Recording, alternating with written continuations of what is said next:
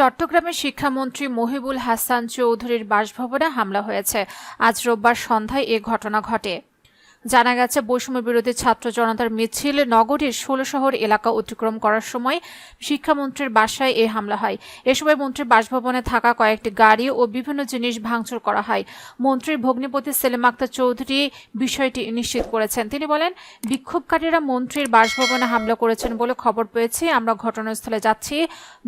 নগরের পাঁচলাইশ থানায় duty officer SI Trisha Das বলেন, মন্ত্রীর বাসায় হামলা সংবাদ পেয়ে ঘটনাস্থলে ফোর্স পাঠানো হয়েছে। মন্ত্রীর চাচাতো ভাই প্রত্যক্ষদর্শী মেজবা উদ্দিন নোবেল বলেন, ২০০ থেকে ২৫০ বিক্ষোভকারী মন্ত্রীর বাসভবনের প্রধান গেট ভেঙে ভেতরে প্রবেশ করে। বাসার সামনে থাকা একটি পাজেরো জিপ সহ আরও একটি গাড়ি ভাঙচুর করে।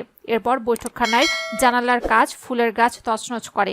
এ সময় মন্ত্রীর মা ও চট্টগ্রাম মহানগর মহিলা আওয়ামী লীগের সভানেত্রী হাসিনা উদ্দিন বাসায় ছিলেন।